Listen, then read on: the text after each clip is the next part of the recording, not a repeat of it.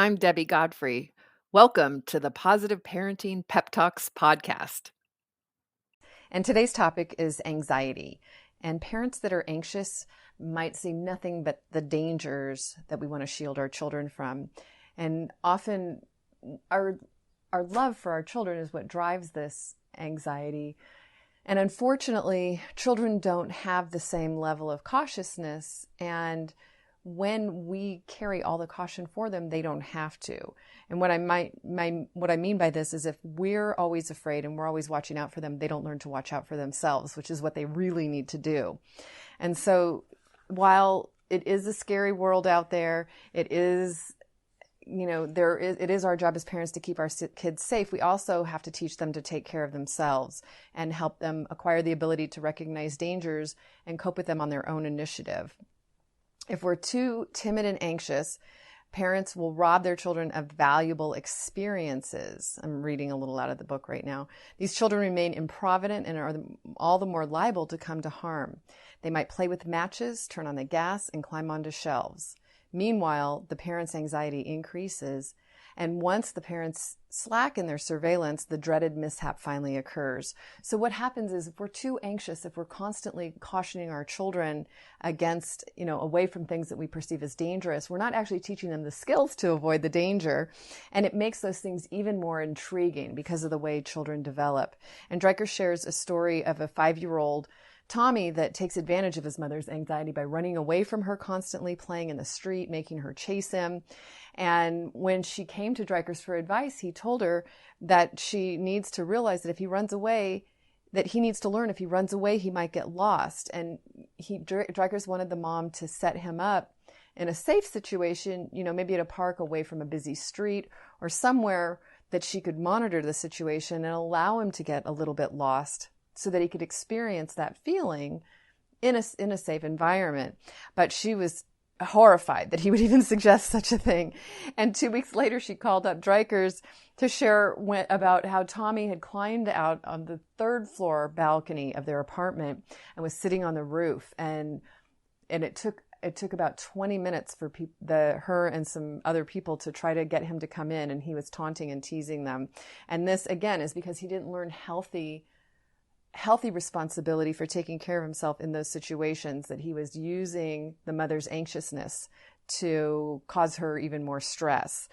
Salute big savings this Memorial Day with Blinds.com. Upgrading window coverings can be a minor project with a major impact, and Blinds.com makes it easy. Choose premium blinds, shutters, and outdoor shades, just in time for summer fun.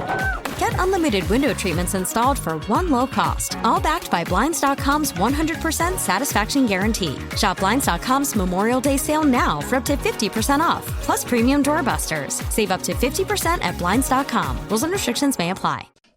And he's not learning how to judge risks, and he's not learning how to take care of himself.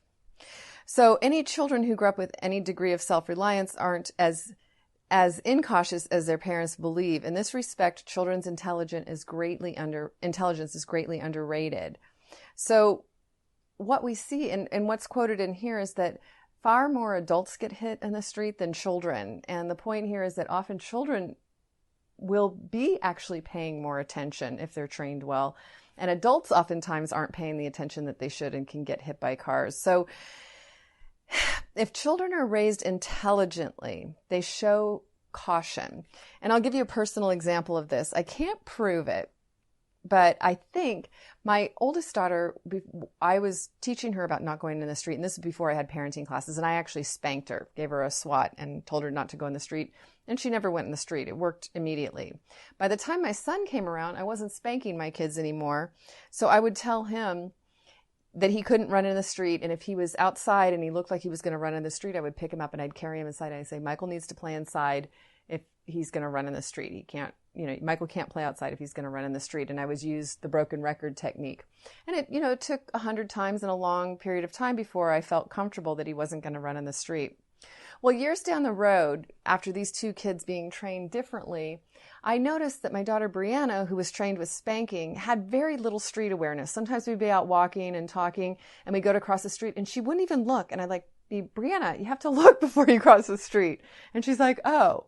So I feel like she didn't get trained well because she was only not going to the street, moving away from fear of getting hit, not learning to be responsible for the street.